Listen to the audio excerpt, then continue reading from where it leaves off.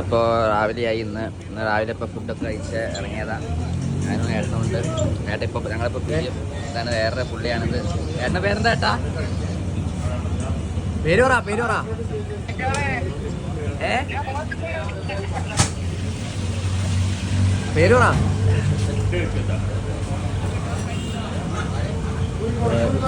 നമ്മളെ ഏട്ടൻ്റെ മെയിൻ ഏട്ടനാണിത്. ഈ ഏട്ടൻ കാണുന്നത്. അപ്പോൾ നമ്മളിപ്പോൾ ഇന്ന് പിരിയാൻ പോവാണ്. ഇനി ഏട്ടൻ ഹൈദരാബാദിലോട്ട് പോകും. ഞാൻ ഇനി ഇവിടുത്തെ വിശാഖപട്ടണത്ത് പോകും. അപ്പോൾ ലാസ്റ്റ് ഫുഡാണ് ഞങ്ങൾ രണ്ടുപേരും ഇപ്പോൾ ഒരുമിച്ച് കഴിക്കാൻ പോകുന്നതിൽ. നമ്മളത് ട്രാക്ടറിൽ ഇട്ട് കിട്ടി പോവാപ്പോൾ വെറുതെ കയറിയത്. ഞാൻ ഒരു ആഗ്രഹം കണ്ടപ്പോൾ കാരണം ട്രാക്ടറുടെ കാര്യമൊക്കെ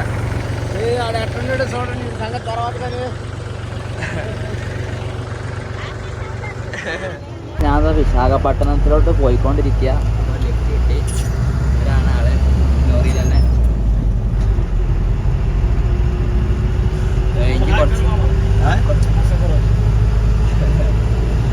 കുറച്ച് ദൂരം എനിക്കൊരു 50 കിലോമീറ്ററോളം എനിക്ക് ഇതിൽ കിട്ടിയായിരുന്നു.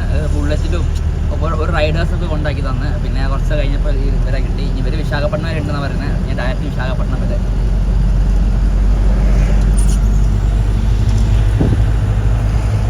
ഈ കാണുന്നതാണ് ഗോദാവരി നദിയുടെ പാലം. ഇതിന് പ്രത്യേകത എന്താന്ന് വെച്ചാൽ പ്രത്യേകത എന്താണെന്ന് വെച്ചാൽ ഇന്ത്യയിൽ തന്നെ രണ്ടാമത്തെ ഏറ്റവും നീണ്ട റിവറാണിത്. ഉത്തരാഖണ്ഡിലെ ഗോദാവരി റിവർ. ഈ കാണുന്നതാണ് ഗോദാവരി റിവർ. ഈ പാലം എന്ന് പറയുന്നത് 4 കിലോമീറ്റർ നീളമുള്ള പാലാണ്. കാണിച്ചു തരാം.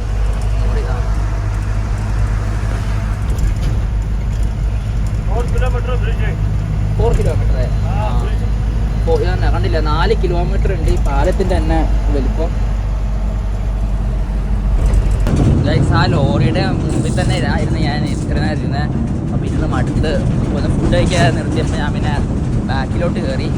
ഇതാണ് ബാക്ക് വരുന്നത് ലോറിയുടെ.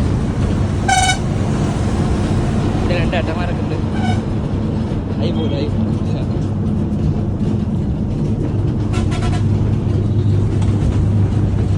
നമ്മളങ്ങനെ വിശാഖപട്ടണം എത്തി.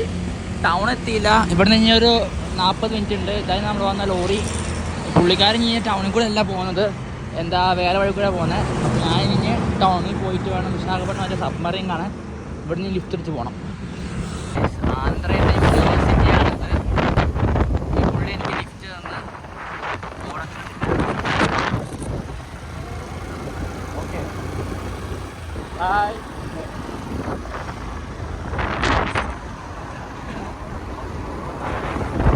കാണിച്ച നേട്ടം പാവം ഉണ്ടാവും.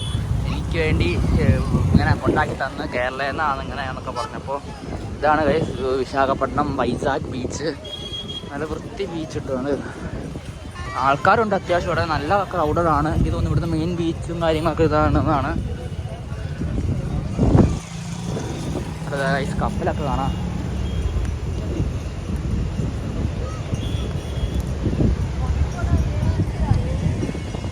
ഞാൻ ഇന്നലെ രാത്രി ഇവിടെ തന്നെ ആയിരിക്കും സ്റ്റേ ചെയ്യാൻ നോക്കുന്നത്. ഇവിടെ ഒരു ടെൻ്റ് അടിച്ചിട്ട് കിടക്കാൻ സേഫാണെന്നാണ് തോന്നുന്നത്. കാരണം ഇത്രയും വലിയ സിറ്റിയൊക്കെ ആണല്ലോ ഇവിടെ. സബ്മറീൻ കിടക്കുന്നത് ആ ഭാഗത്താണ്. ഞാൻ അവിടെ പോയിട്ട് കാണിച്ചിടാം. തൊട്ടടുത്ത് തന്നെയാണ് എയർപോർട്ട്. അതുകൊണ്ട് തന്നെ ഫ്ലൈറ്റൊക്കെ നമുക്ക് ഇത്രയും ചെറുതായിട്ടൊക്കെ കാണാം. അതിൻ്റെ അവിടെ എത്തി. അതിൻ്റെ ഓപ്പോസിറ്റ് തന്നെ ഒരു എയർക്രാഫ്റ്റ് മ്യൂസിയം ഉണ്ട് ഇവിടെ. അത് ഇപ്പം അടഞ്ഞിട്ടില്ല, തുറന്നിട്ടുണ്ട്. അത് നമുക്ക് നോക്കാം. അതിന് നമുക്ക് സബ്മറീൻ കാണാം. ഞാൻ അവിടെ വന്നതിന് അവിടെ ഉണ്ട് മറ്റേ നമ്മുടെ മ്യൂസിയം. നമ്മൾ ഇതാകെ സബ്മറീൻ എത്തി. കാണുന്നതാണ് ഇതാ സബ്മറീൻ. അകത്ത് കയറാൻ പറ്റുമോയെന്ന് അറിയില്ല, ചോദിച്ചു നോക്കണം.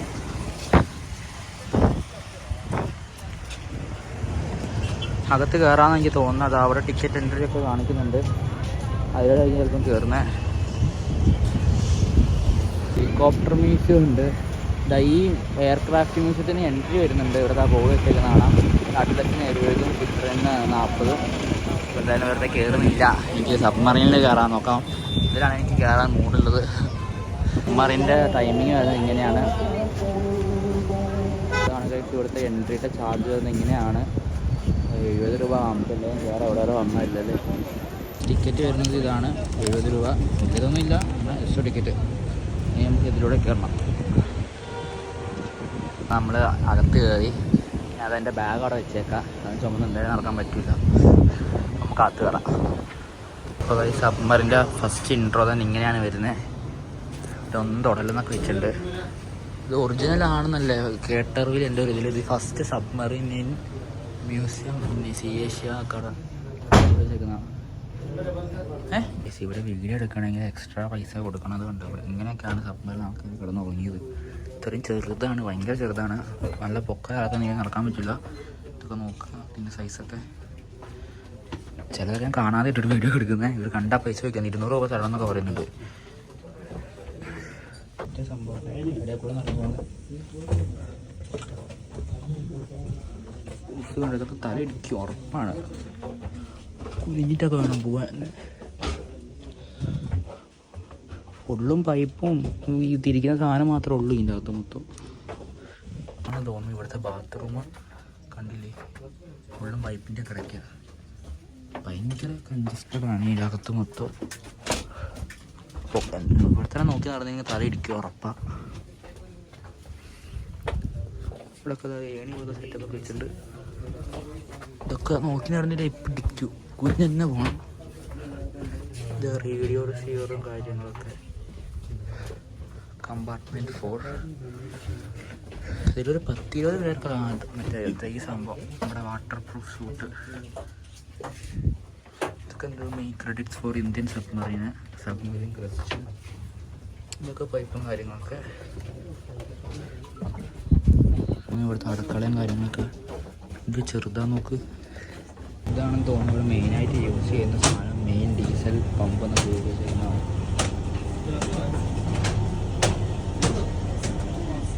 ഇതിലൊക്കെ പോകുന്ന ആൾക്കാരൊക്കെ സമ്മതിക്കണം, നേവിക്കാരൊക്കെ.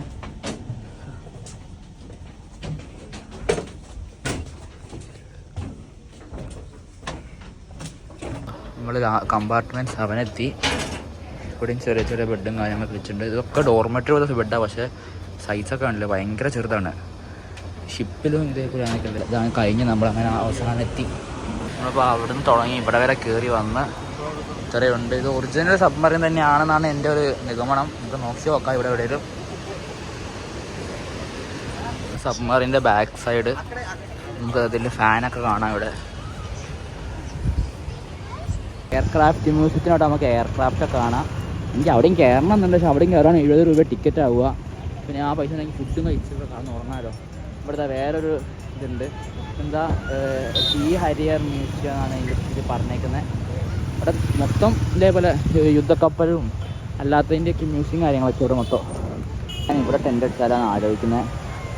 കാരണം തൊട്ടടുത്ത് ബാക്ക് സിറ്റിയൊക്കെയാണ്. ഇവിടെ ചോദിച്ചപ്പോൾ പറഞ്ഞത് സേഫാണ്, കുഴപ്പമൊന്നുമില്ല, മോഷ്ടിക്കാതെ സാധനം മോഷ്ടിക്കാതെ അത് മോഷ്ടിക്കാതിരിക്കാതെ നോക്കിയാൽ മതി എന്നാണ് പറഞ്ഞത്. പിന്നെ ഇവിടുത്തെ ബീച്ചിൽ സ്വിമ്മിങ് അലൗഡ് അല്ല. ഇവിടെ ബോർഡ് വെച്ചേക്കുന്ന കാണാം. തിരിഞ്ഞു പോയി. ഇവിടെ സ്വിമ്മിങ് അലൗഡ് അല്ല ഇവിടെ. ഇപ്പോൾ സമയം 9:30 ഞാൻ ഇവിടെയാണ് ഇപ്പോൾ ടെൻ്റ് അടിക്കാൻ വരുന്നത്. ബീച്ചുണ്ട് ഇവിടെ, ആൾക്കാരൊക്കെ ഇപ്പോഴും ഉണ്ട് ഇവിടെ. ഇവിടുത്തെ ആൾക്കാർ 11 മണി വരെയാണ് ഇവിടുത്തെ ഷോപ്പും കാര്യങ്ങളൊക്കെയാണ് പറഞ്ഞത്.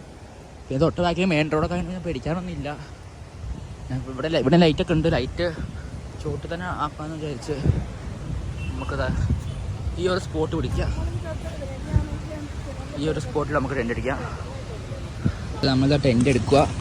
എൻ്റെ ഈ ട്രിപ്പിൽ ഞാൻ ഫസ്റ്റ് ടൈമാണ് ടെൻ്റ് അടിക്കാൻ പോകുന്നത്.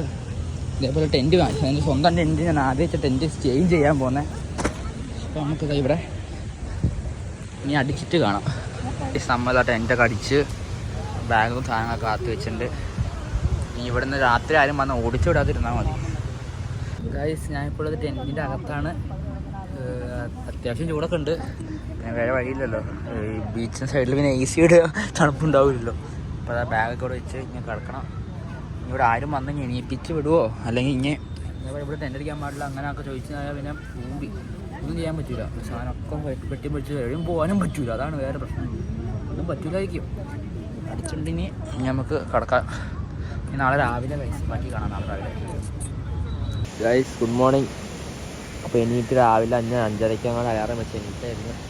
ഇവിടെ നമ്മൾ ഇന്നലെ കടന്നായിട്ട് എൻ്റെ അടുത്ത സ്ഥലത്ത് ഭയങ്കര കഷ്ടപ്പാടായിരുന്നു ഉറങ്ങാൻ. ഭയങ്കര ചൂടും, പിന്നെ ഇടയ്ക്ക് 1.5 കഴിയുമ്പോൾ പോലീസുകാരൊക്കെ വന്ന് എൻ്റെ ബാഗൊക്കെ ചെക്ക് ചെയ്ത് അവർ പിന്നെ പോയി. ജസ്റ്റ് ഒന്ന് വെറുതെ വന്ന് ചെക്ക് ചെയ്തിട്ട് അവരും പോയി.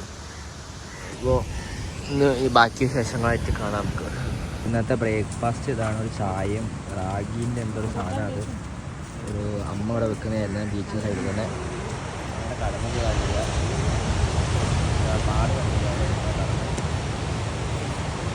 ഞാൻ പിന്നെ വിശാഖപട്ടണത്തിൽ പിന്നെ അവിടെ നിന്ന് ഇറങ്ങി. അടുത്ത പ്ലാൻ ഒഡീഷയിൽ പോകാനായിരുന്നു എൻ്റെ പ്ലാനൊക്കെ ഉണ്ടായിരുന്നത്. ഒഡീഷയിൽ പോയി 2 ദിവസം സ്പെൻഡ് ചെയ്യാനൊക്കെ. എനിക്ക് പെട്ടെന്ന് എന്തോ പനിയൊക്കെ വന്ന് തീരെ വയ്യാതെയായി.